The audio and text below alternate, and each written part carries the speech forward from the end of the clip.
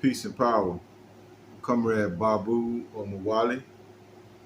Truth to Power TV. I'd like to welcome you guys. Today I would like to have an intelligent conversation about House Bill 1808, which is an assault weapons ban that has recently passed the House of Representatives led by the Democratic Party. So what 1808 does is basically try to ban assault style weapons, AR 15s, AK 47s, anything with a detachable magazine that holds more than 10 rounds. They're basically trying to ban. So, that includes some of your AR 15 pistols.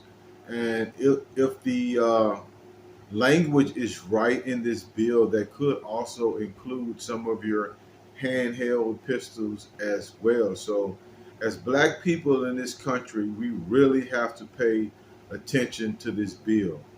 Why? Because this bill leads us right back into slavery. Why do I say that? If you take away a man's ability to defend himself, what's to stop a more powerful foe from putting you back in the position that you were in the first place, which is slavery in this country? When you strip the black man of his firearm, then we no longer have the ability to defend ourselves and we are dependent on other people. So when I say dependent, who's going to save us? Are we going to depend on the police department? We know that the police do not have an obligation to protect the community. They don't have an obligation to do that. And the police are not around in most cases when you get involved in some type of incident. But who is to say that the police are going to protect black men and women? They have never done it in history.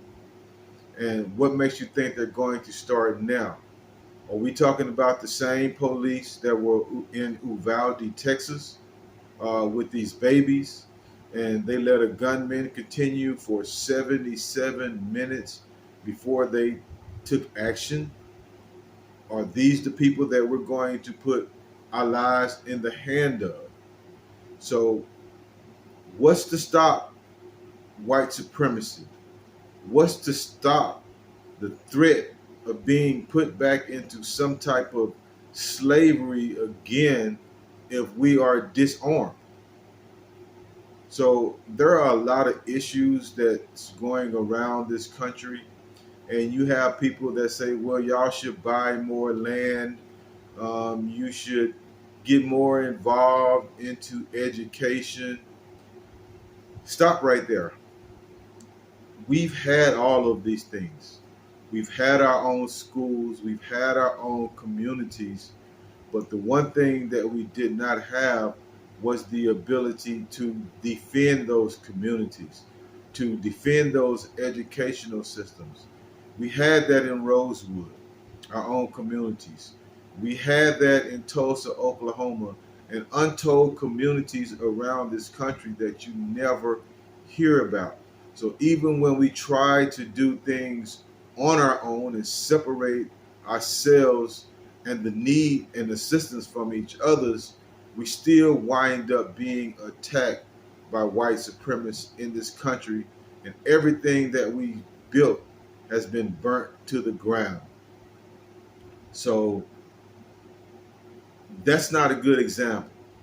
You can have your institutions, but if you can't defend those institutions will be taken away from you. Our firearms, the ability to own them in mass, is the only thing that's keeping us from being enslaved again in this country, because you have millions of black men and women who will fight to the death before there's any type of slavery to take place again in this country, and the establishment knows that. So be very careful of following and supporting the Democratic Party. They're snakes in the grass. I would rather the Republican Party be in power because I know they don't like me. I know that they are my enemy and I can see them face to face. I would rather fight an enemy face to face than for him to get my vote, use my power, and use that power against me. Exactly what the Democratic Party is doing by disarming the masses of the people. And for you, comrades, that are saying, well, y'all should be buying land. Of course, everybody wants to be a landowner in this country. But it comes down to the fact of what are you doing with that land? Are you just buying it as a homestead for yourself and your family? Or are you buying it to build warehouses on, to produce jobs? I mean, there's a difference. Individual land ownership does not get us out of this situation. We have to buy this land and we have to use it as a resource to empowering the people. Just a million people running out buying little individual sections of land is not empowering. Are we building communities on this land? What is your purpose? Don't just run out and buy 5 acres and you have no idea what you're going to do with it. Again, is it just going to be somewhere to homestead for you and your family? Or are you buying this land to help and support the masses of the people? Just something to think about. Even using education as a distraction to get away from arms. We've had our own schools. We've taught our own culture, but again, everything that we do gets disrupted by white supremacists and their logic of supremacy. And all of this again is to say if we don't have firearms to defend ourselves, there is nothing to stop them from putting us back into slavery again. So what I would call all you bougie Negroes who say, well, we don't need guns and guns shouldn't be on the street. As long as black men and women are in this country, we have to have the right to defend ourselves. And when is white America going to start having the conversation about the real issues?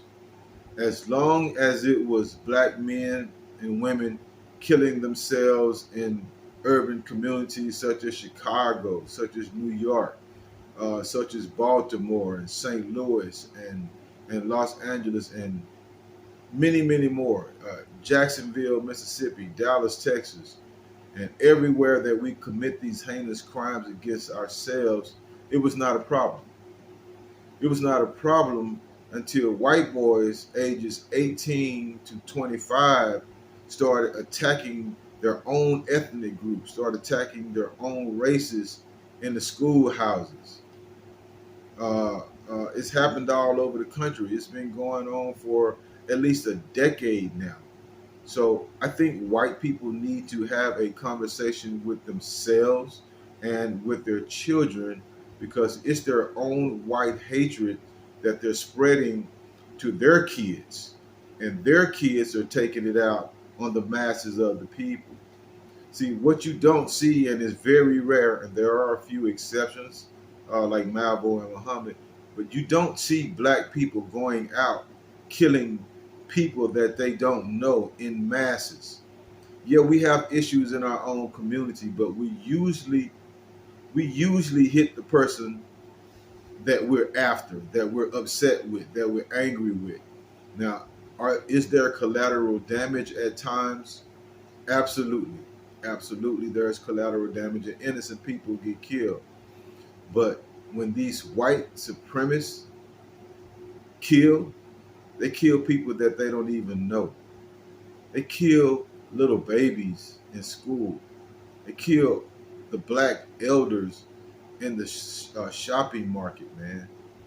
They target soft targets, people that they know don't have the ability to fight back.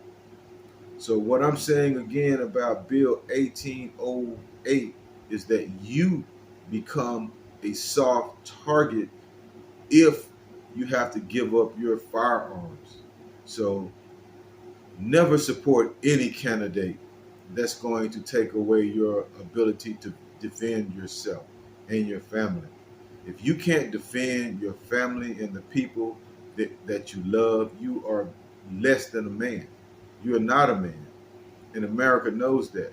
They've been trying to strip the black man of his manhood for decades and centuries since we've been in this country. So just think about that. So again, Babu Omawali, Truth to Power TV, and we have to start having conversations like this. We have to be smart. I know you don't like the Republican Party because they're the party that, uh, they're Trump supporters. They got the rebel flag. But again, neither of these parties give a damn about black people and what needs to be done in our communities. They come to you, they get your vote, and then they're gone about their way again. And Malcolm X told us it's unintelligent for a man not to defend himself. Only an intelligent man understands that the self-defense of your family and your community is the only thing that guarantees the survival in this racist country of the United States of America. So again, House Bill 1808, they want to strip you of your rifles. They want to strip you of any type of rifle that has a capacity over 10 rounds. They want to strip you of any magazine that is detachable from the rifle. So they basically trying to take us back to the days of six-shooter pistols and Winchester rifles. And we can't defend ourselves with that type of technology as black men in this country. So I employ every black citizen, every black comrade in this country, stand up and let your voices be heard. Anything else that you believe in can be taken away from you if you don't have the ability to defend yourself. That's how important self-defense is in this country. We've never asked anyone, speaking of the Huey P. Newton Gun Club and the militias that I roll with, we've never asked anyone to go out and attack anybody. We've never asked anyone to go out and assault anybody or injure anybody. We teach from a platform of self-defense, meaning if someone is trying to take your life or the life of your family, then you have the right to blow them away. That's what we teach. Defend your family and defend your community. And again, white America needs to have a conversation with these young men who they are raising to be militant, with these young men that they're raising in racist, hateful, fascist ideology.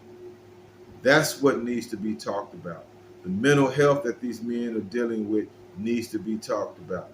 I mean, I don't understand why a 18-year-old to a 21-year-old would want to go out and kill the masses of the people had he not been indoctrinated in some other arena or some other area, whether it's coming from the internet, whether it's coming from the breakfast table at some of these white homes, or whether it's coming from organizations that they want to be a part of. The black man shouldn't give a damn about none of it as long as we can defend ourselves. So again, go out, look at this legislation. It's passed the House, Bill 1808. We're hoping that the Senate knocks it down, kills that right where it stands. They're mostly Republicans, but you never can tell what might happen in this country. So be prepared to go out and bury you some guns in the damn sand if you have to, but never, never turning in your firearms to the government. Peace and Power, Babu Omawali, aka Instructor X. Truth to Power TV. Oh, I want to thank my comrade John Harris of Mississippi, aka Ascari, for the t-shirt. I am Black History, and we continue to make Black History. Peace and Power, Babu Omawali. Truth to Power TV. Like and subscribe.